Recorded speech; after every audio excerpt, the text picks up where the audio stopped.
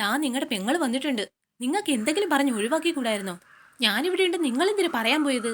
ഓ, ബുദ്ധിയില്ലാത്ത മനുഷ്യൻ.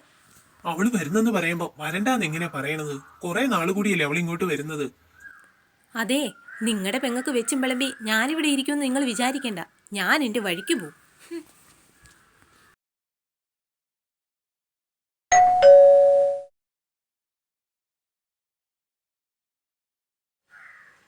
ആ, നീയോ? ഏട്ടത്തി, സുഖമായിട്ടിരിക്കുന്നോ? ആ, സുഖമായിട്ടിരിക്കുന്നു. നീ ഇവിടെ എന്തോ അടുത്തെന്തോ കാര്യത്തിന് വന്നെന്ന് ഏട്ടൻ വിളിച്ചപ്പോൾ പറഞ്ഞായിരുന്നു. ബാ.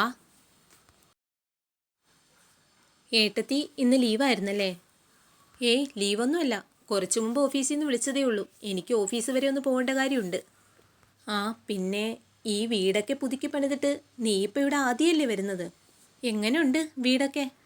നിങ്ങളുടെ പണ്ടത്തെ തൊഴുത്തുപോലാണോ? നിന്റെ അമ്മ പോയിട്ട് ഈ വീടൊക്കെ ഒന്ന് പുതുക്കി പണിയാനായിരുന്നു ഞാൻ തീരുമാനിച്ചിരുന്നത്. അല്ലെങ്കിൽ അവർ ചുമച്ചും തുപ്പിയും ഈ വീട് മൊത്തം വൃത്തികേടാക്കിയേനെ. എന്തായാലും അവരങ്ങ് പെട്ടെന്ന് പോയി. ഓ, എനിക്കെന്തായാലും ആശ്വാസമായി. അല്ല, നീയൊന്നും പറഞ്ഞില്ല. ഈ വീടിപ്പോൾ എങ്ങനെയുണ്ട്? നന്നായിട്ടുണ്ട് ഏട്ടത്തി. അല്ലടി, സുമേഷ് ഇപ്പോഴും പണ്ടത്തെ പെയിൻറ്റിങ് പണിക്ക് തന്നെയാണല്ലേ പോണത്? ഓ, ഇതിനൊക്കെ പോയാൽ എന്നാ കിട്ടാനാടി? ഈ നക്കാപ്പിച്ച കൊണ്ടൊക്കെ ജീവിക്കാൻ പറ്റുമോ? അല്ലടി, ഒരു നല്ല ഭക്ഷണം വാങ്ങിക്കഴിക്കാൻ പറ്റുമോ? അതും പറ്റത്തില്ല. എടി, നിനക്കിവിടെ കുറച്ച് സ്ഥലം ഉണ്ടായിരുന്നതല്ലേ? അത് വല്ലതും വിറ്റിട്ട് അവനോട് വല്ല ബിസിനസ് സ്റ്റാർട്ട് ചെയ്യാൻ പറ. അങ്ങനെ വല്ലതൊക്കെ ആണെങ്കിൽ അന്തസ്സായിട്ട് നാട്ടുകാരുടെ മുമ്പിൽ കൂടിയൊക്കെ നടക്കാം. നിങ്ങളെയൊക്കെ എങ്ങനെയാ മറ്റുള്ളവരുടെ മുമ്പിൽ പരിചയപ്പെടുത്തുന്നത്? ഷോ, അതല്ലേ ഞങ്ങൾ ഈ വീട് വാർപ്പിന് പോലും നിങ്ങളെ വിളിക്കാതിരുന്നത്. ഏട്ടത്തി, സുമേഷ് ഏട്ടൻ എന്നെയും മക്കളെയും നല്ല അന്തസ്സായിട്ട് തന്നെയാണ് നോക്കുന്നത്. എൻ്റെയും മക്കളുടെയും കാര്യത്തിൽ ഇന്നേ വരെ ഒരു കുറവും വരുത്തിയിട്ടില്ല.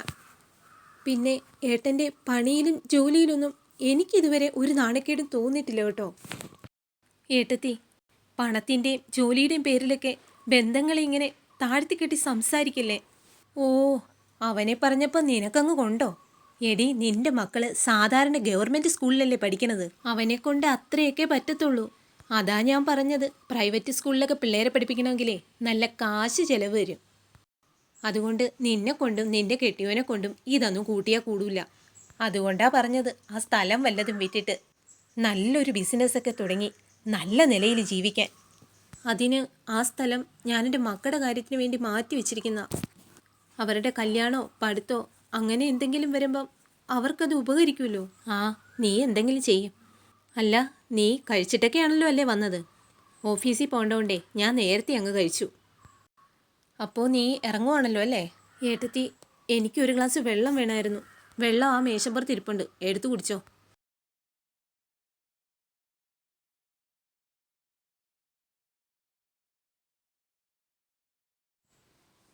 എൻ്റെ അമ്മയുടെ ഒരു ഫോട്ടോ പോലും ഈ വീട്ടിൽ വെച്ചിട്ടില്ല. അമ്മേ, അമ്മേനെ ഇവർക്ക് വേണ്ടാതിരുന്ന പോലെ ഞാനും ഇപ്പം ഈ വീട്ടിൽ അന്യായി. അമ്മയും അച്ഛനും ഉണ്ടായിരുന്നപ്പോൾ ഈ വീട്ടിൽ എനിക്കൊരു സ്ഥാനം ഉണ്ടായിരുന്നു. ഇപ്പോൾ അതൊന്നും ഇല്ലമ്മേ. ഏട്ടൻ ഒത്തിരി മാറിപ്പോയി.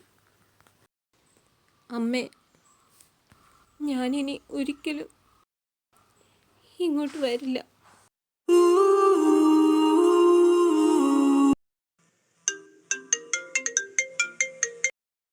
ആ, പറയട്ടാ. മോളെ, നീ നമ്മുടെ വീട്ടിലാണോ? ആരുടെ വീട് ഏട്ടാ? ആ വീട് എൻ്റെയും കൂടിയാണെന്നാ ഞാൻ വിചാരിച്ചിരുന്നത്. പക്ഷേ ഇപ്പം അങ്ങനല്ല. ഏട്ടൻ എങ്ങനെയാ ഇങ്ങനെ മാറാൻ കഴിഞ്ഞേ? അതാണ് ഏട്ടാ എനിക്ക് അതിശയം. പണ്ട് നമ്മൾ എങ്ങനെ കഴിഞ്ഞിരുന്നത്? ഏട്ടന് എന്നെ എന്തിഷ്ടമായിരുന്നു. ഇതുപോലൊരു ഏട്ടനെ കിട്ടിയതിൽ ഞാൻ ഒത്തിരി അഹങ്കരിച്ചിട്ടുണ്ട്. ഏട്ടന് എങ്ങനെ ഇങ്ങനെ മാറാൻ കഴിഞ്ഞെന്ന് എനിക്ക് വിശ്വസിക്കാൻ കഴിയുന്നില്ല. മോളെ, ഏട്ടാ, ഞാനൊന്ന് പറയട്ടെ. ഏട്ടൻ്റെ പണവും ജോലിയൊക്കെ നഷ്ടപ്പെടാതിരിക്കട്ടെ. അത് നഷ്ടപ്പെടുത്തിയ ഏട്ടത്തി ഏട്ടനെ ഇട്ടിട്ടും പോവും. അതുറപ്പാ. ഞാൻ വെക്കുവാണേ.